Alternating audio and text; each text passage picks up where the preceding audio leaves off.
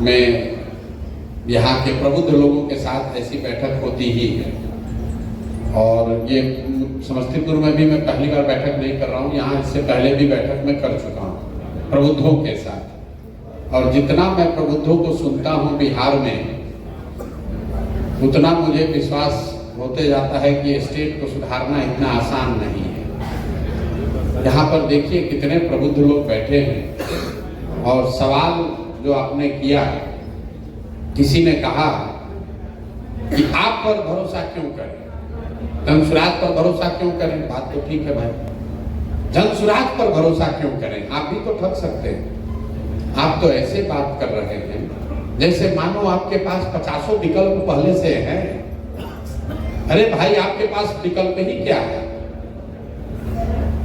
आप जनसुराज पर भरोसा न करें तो क्या कीजिएगा, जो जिस दशा में जी रहे हैं वैसे और जीते रहेंगे। जनसुराज पर आप भरोसा क्यों करें। आप यहाँ बहुत सारे डॉक्टर बैठे हैं, मान लीजिए कि आपको कोई बीमारी हो गई, उसका आप इलाज कराते हैं, डॉक्टर साहब ने सारी दवा देकर देख ली, आपका सुधार नहीं हुआ, तो डॉक्टर ने बताया भाई आपको लाइलाज बीमारी हो गई है, ये सुधरने वाला नहीं है, मन हो तो दवा खाइए, मन हो तो मत खाइए, दवा का इलाज नहीं हो सकता, अब इसका इलाज नहीं हो सकता। आप भी दुखी मन से जाके वही दवा खा रहे हैं, डायबिटीज हो गया मान लीजिए, तो दवा खा रहे हैं, सुधार उसका इलाज नहीं संभव है।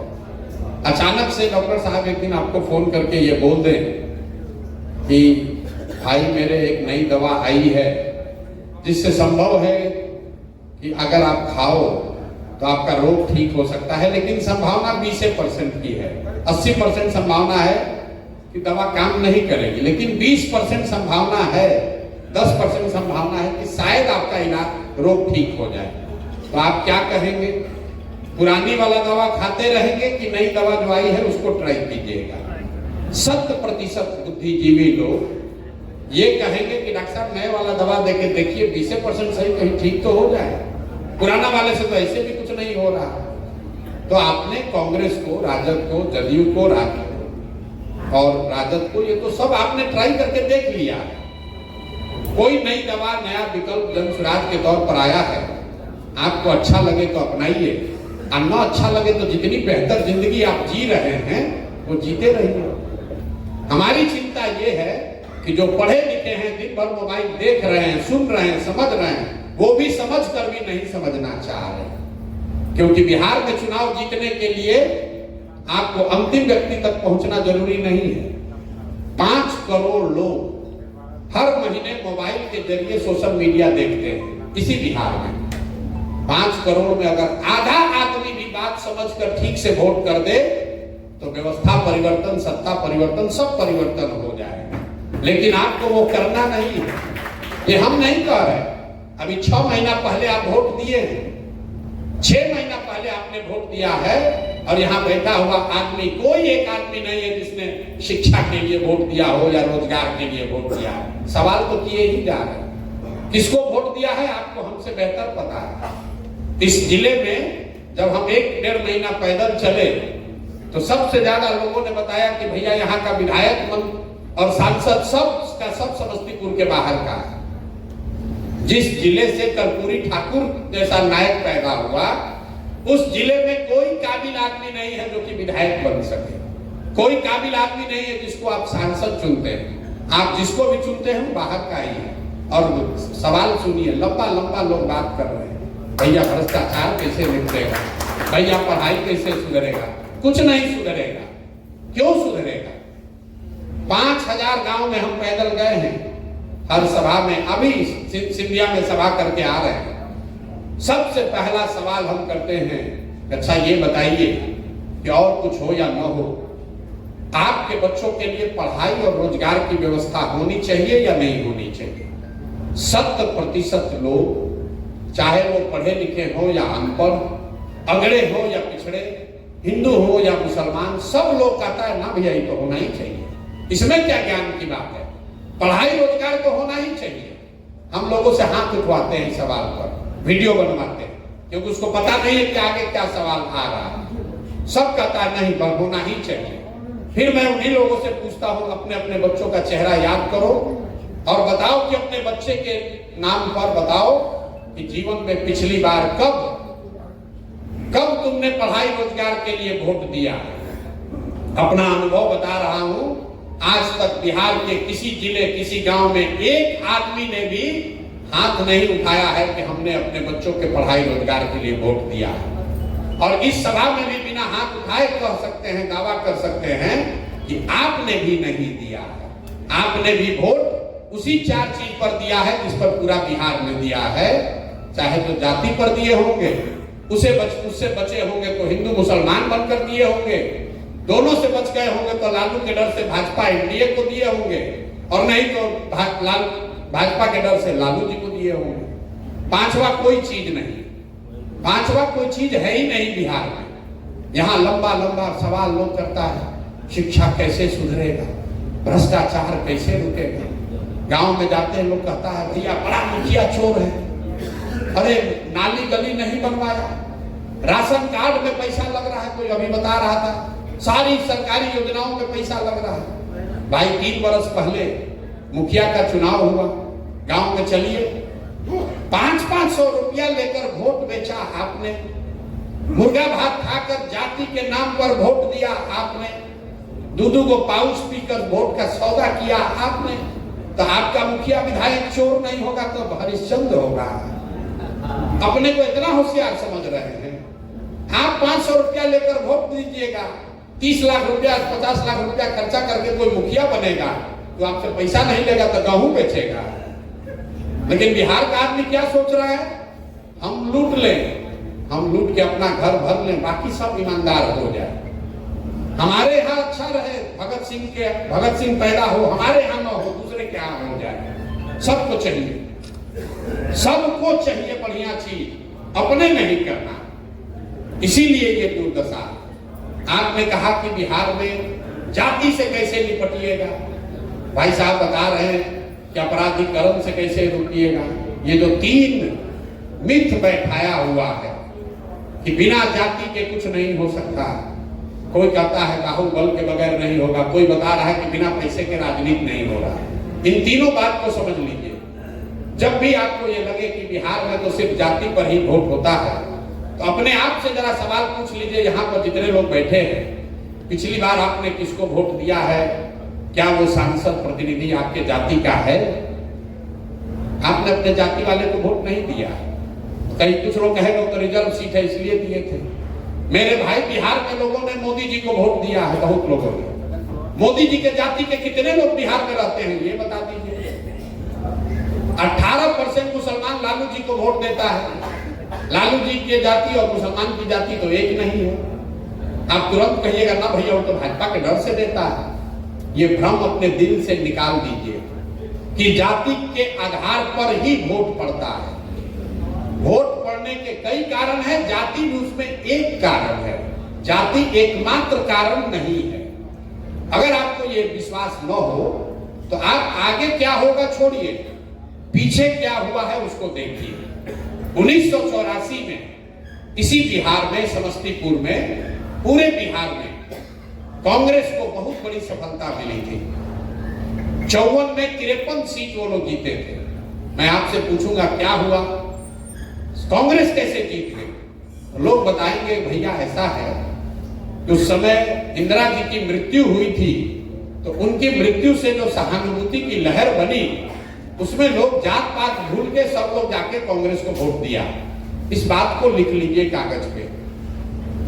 दूसरा फिर पूछेंगे 1989 में क्या हुआ? बीपी सिंह को कैसे लोगों ने, जनता दल को कैसे पूरे बिहार में वोट दे दिया?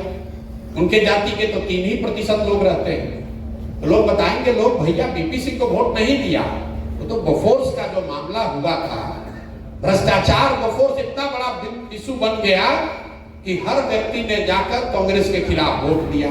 इसको भी लिख लीजिए। फिर पूछेंगे 2014 में क्या हुआ? मोदी जी को कैसे वोट पड़ गया, भाजपा को वोट कैसे पड़ गया? लोग बताएंगे कि नहीं, भाजपा का तो कुछ था ही नहीं भैया।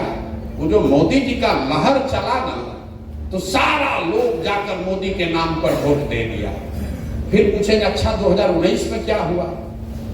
तो आप बताइएगा कि भैया बहुत कांटे का मुकाबला था। जो पुलवामा हुआ ना, पुलवामा होने के बाद तो समझिए कि हर घर का आदमी जाके भाजपा को वोट दिया। ये चारों इलेक्शन के एक, ये जाति एक फैक्टर है, जाति एकमात्र फैक्टर नहीं है। एक अंतिम बात समझ लीजिए, अगर आपको राजनीतिक तौर पर अगुवा बनकर समाज का नेतृत्व करना है तो आपके पास ये विकल्प नहीं है कि समाज में सब अच्छा हो जाएगा तब आप जगिएगा। भैया जाति न रहे तब हम राजनीति करेंगे, जब अपराध न रहे, पैसा का बोलबाला न रहे तब राजनीति करेंगे। तो न कभी जाति खत्म होगी ना कभी आप राजनीति करने आइएगा। जो लोग राजनीति करने आए हैं उनको समाज की अच्छाई और बुराई दोनों को समझकर साध कर ही उसका नेतृत्व करना है। आप इस बात का इंतजार नहीं कर सकते हैं कि सब कुछ समाज में अच्छा हो जाएगा तब हम जगेंगे। और अगर समाज में सब अच्छा हो ही जाए तो जो व्यक्ति भी अच्छा करेगा उसी को रहना चाहिए, फिर आपकी जरूरत भी क्या है। इसलिए जन स्वराज जैसे प्रयास की यहाँ पर जरूरत है। आपने कहा कि आपका दल दूसरे दल से अलग कैसे है? अलग ऐसे है कि ये किसी व्यक्ति का बनाया हुआ दल नहीं। जन स्वराज 10 लोग पटना में, दिल्ली में बैठकर नहीं बनाए। एक दल को बनाने के लिए 2 बरस हम पैदल चले। जो लोग यहाँ बैठे हैं या जो लोग इस व्यवस्था से जुड़े हैं वो हमारे रिश्तेदार नहीं है, वो हमारे जाति के हों ये जरूरी नहीं है, हमारे परिवार नहीं है। 1 करोड़ ऐसे लोगों को इकट्ठा किया गया जिन लोगों ने इसको मिलकर बनाया है। तो बनाने में ही फर्क है। ये किसी एक जाति का, एक व्यक्ति का, एक परिवार का दल नहीं है। आज आपको इसके मुखिया के तौर पर हमारा चेहरा दिख रहा है, लेकिन संभव है कि 5 वर्ष में हमसे काबिल व्यक्ति इसका नेतृत्व करे, क्योंकि ये मेरे परिवार की पार्टी नहीं है, कोई एक व्यक्ति की पार्टी नहीं है। इसका एजेंडा कैसे अलग है? एजेंडा अलग कैसे है ये तो रोज बता रहे हैं, लेकिन 3 मूलभूत बात आपको बताएंगे, क्योंकि थोड़े देर में आप ऊब भी आने लगेगी, आपको घर भी जाना है। 3 मूलभूत बात बिहार के सुधार के लिए जन स्वराज बता रहा है जो दूसरे दल से अलग है। पहली बात हम लोग बता रहे हैं कि सबसे ज्यादा जरूरी है कि 15 साल से कम उम्र के हर बच्चे को इतनी अच्छी शिक्षा दी जाए ताकि वो व्यक्ति, वो बच्चा आगे चलकर व्यवस्था पर बोझ न बने। साइंस ये कहता है कि अगर 15 साल तक आपको बेहतर शिक्षा और संस्कार मिल जाए तो किसी भी व्यवस्था में आप मोहताज नहीं रहेंगे, कुछ न कुछ आगे जीवन में रास्ता आप बना लेंगे। आपने, हमने, कई लोगों ने इसी बिहार की सड़ी गली व्यवस्था के सरकारी विद्यालय से पढ़कर अपना जीवन सुधारा। तो जन स्वराज की पहली सोच है कि 15 साल से कम उम्र के लोगों को इतनी अच्छी शिक्षा दी जाए कि वो आगे चलकर व्यवस्था पर बोझ न बने। कैसे दी जाएगी ये भी बताएंगे। दूसरा इसका स्तंभ ये है कि 15 साल से 50 साल के उम्र के लोगों को जिनको वापस ले जाकर स्कूल में पढ़ाया नहीं जा सकता है, उनके हाथ में पूंजी की व्यवस्था की जाए ताकि वो लोग अपने पैर पर खड़े हो सके, स्वरोजगार कर सके। मेरा ऐसा नहीं मानना है कि सरकारी नौकरी से या सिर्फ खेती और इंडस्ट्रियलाइजेशन से रोजगार मिल सकता है। अभी समझाएंगे क्यों नहीं। तीसरा इसका जो पहलू है कि जो लोग 60 साल से ज्यादा उम्र के हैं, जो ना पढ़ सकते हैं ना रोजी रोजगार कर सकते हैं, उन लोगों की चिंता सरकार को करनी चाहिए। इसलिए हम लोग कह रहे हैं कि 60 वर्ष से ज्यादा उम्र के हर व्यक्ति को कम से कम राज्य की ओर से 2000 रुपया का मासिक सहायता पेंशन मिलना चाहिए, जो कि बिहार के बजट के हिसाब से 4% राशि होगी 3 लाख करोड़ का। तो ये 3 बात बता रहे हैं। अब आपका सवाल होगा कि भाई कैसे शिक्षा दोगे जो अलग है, और कैसे लोगों को रोजगार दोगे। तो शिक्षा देने के लिए दुनिया भर के जो मॉडल हैं उसमें और बिहार के मॉडल में एक मूलभूत क्या कमी है कि बिहार में समता मूलक शिक्षा नीति बनाने के नाम पर यह प्रयास किया गया कि हर गांव, हर टोले में, हर पंचायत में विद्यालय खोल दिया गया। नतीजा क्या हुआ? जहां बिल्डिंग है वहां शिक्षक नहीं है, जहां शिक्षक है वहां बिल्डिंग नहीं है, जहां दोनों है वहां पढ़ने पढ़ाने का साधन नहीं है, जहां तीनों है वहां बच्चे नहीं है, और जहां सब कुछ है वहां पढ़ाई नहीं है। कुछ लोगों को लगता है कि बिहार में खिचड़ी बंटने से स्कूल की व्यवस्था खराब हो गई। ये बिल्कुल गलत बात है। अगर खिचड़ी बंटने से स्कूल की व्यवस्था खराब होती तो 6वां क्लास के ऊपर के स्कूल में तो खिचड़ी नहीं बंटता है, वहां पर पढ़ाई क्यों नहीं हो रही है?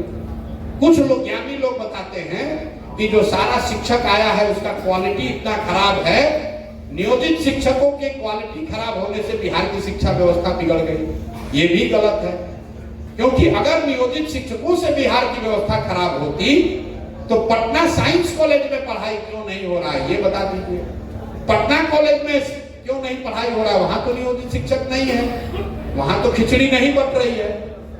तो पहले आप इसका कारण समझिए कि शिक्षा में गिरावट है क्यों। शिक्षा में गिरावट इसलिए है कि कहीं ना कहीं समाज और सरकार दोनों की नजर में शिक्षा की कोई महत्ता नहीं। समाज का भी एक बड़ा वर्ग है जो स्कूल को सिर्फ साइकिल, पोशाक और खिचड़ी पाने का साधन जानता है। कॉलेज वो इसलिए जाता है कि उसको डिग्री मिल जाए। गांव में आप जाइए, लोग मास्टर साहब को कह रहे हैं, लोग कहते हैं कि मास्टर साहब से सर बताइए हमारा अभी तक साइकिल का पैसा नहीं मिला है। वो व्यक्ति ये नहीं बताता है कि हमारा 10 दिन से स्कूल में पढ़ाई नहीं हो रहा है। सरकार भी ये सोचती है कि 50,000 करोड़ रुपया खर्चा हो रहा है, कि मास्टर साहब को इतना सैलरी दे रहे हैं, पढ़ा तो रहा नहीं है, तो चलो भाई से कुछ दूसरा ही काम करा लो। तो उससे वोटर लिस्ट बनवाता है, उससे सफाई का काम कराता है। तो जब तक समाज और सरकार दोनों की चेतना में शिक्षा की प्रमुखता नहीं होगी तब तक शिक्षा व्यवस्था सुधर नहीं सकती है। दूसरी जो मैंने आपको बात बताई, जब इसका सुधार का रास्ता क्या है? सुधार का रास्ता है समाज को बताना, और दूसरा काम कि हर गांव और हर पंचायत में विद्यालय बनाने के बजाय, हर बच्चे तक अच्छा विद्यालय पहुंचाने के बजाय कुछ अच्छे विद्यालय बनाए जाए जहां बच्चों को पहुंचाया जाए। ये व्यवस्था स्कैंडिनेवियन कंट्रीज में, अगर आप फिनलैंड चलिएगा, दुनिया में सबसे अच्छी शिक्षा व्यवस्था मानी जाती है फिनलैंड की। पीसा की रैंकिंग है, उसमें नंबर 1 है। तो स्वीडन है, डेनमार्क है, फिनलैंड है, जो स्कैंडिनेवियन यूरोपियन कंट्री हैं, वहां पर लोगों ने क्या किया कि rather than taking school to the children, they have taken children to the school.